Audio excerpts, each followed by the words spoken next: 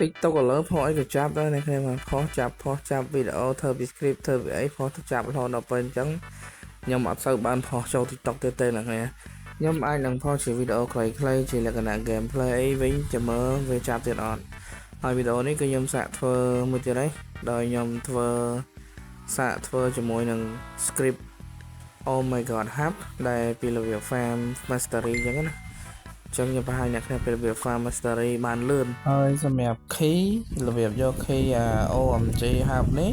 គឺខ្ញុំបានផុសចូលក្នុង TikTok ម្ដងហើយតែត្រូវបានក្រុមហ៊ុនគេចាប់ចឹងណាហើយចឹងនៅក្នុង YouTube អត់តាន់បានតាណាទេអញ្ចឹងអ្នកដែលអត់តាន់បានមើលអាចចូលទៅមើលក្នុង YouTube ខ្ញុំបានចឹងឥឡូវយើងមកមើលពីការ farm វិញ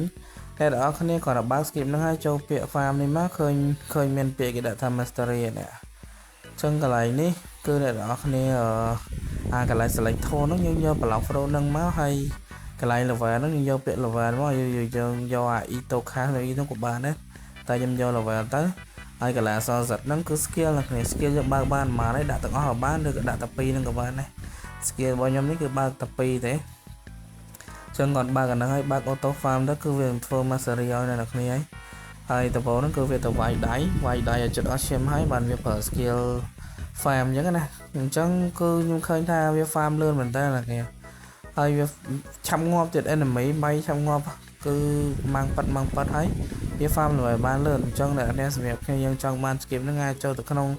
channel ក៏ Telegram ខ្ញុំបានដើម្បីទៅ copy skip ហ្នឹងខ្ញុំមកប្រើអញ្ចឹងណាហើយសម្រាប់គ្នាយើងដែលប្រើប្រភេទ iPhone អត់មានកម្មវិធីតម្លើងទេគឺខ្ញុំមានកម្មវិធីសម្រាប់តម្លើងលក់ហើយមួយទៀតសម្រាប់អ្នកនរត្រូវការទិញ account Block Pro តម្លៃទូថ្លៃ$2 $3គឺខ្ញុំមានលក់មានចាប់ពីតម្លៃ1 រៀលក៏មានដែរអ្នកគ្នា account មួយ level ហើយសម្រាប់អ្នកនរគ្នាចង់លក់ level អត់ចង់លក់ account ចង់លុយក៏ខ្ញុំទទួលទិញដែរហើយ fruit ក៏ខ្ញុំមានលក់ដែរអ្នកគ្នាអាចឆាតតាម Telegram ខ្ញុំបានហើយសម្រាប់ការ farm mastery នឹង farm បានទាំងអស់មិនថាដៃមិនថាកបិតមិនថាកភ្លើងអីហ្នឹងគឺវា auto farm mastery បានទាំងអស់គឺងាយស្រួលខ្លាំងមែនគាត់ដល់បើកទៅគឺវារក level ឲ្យយើងហើយ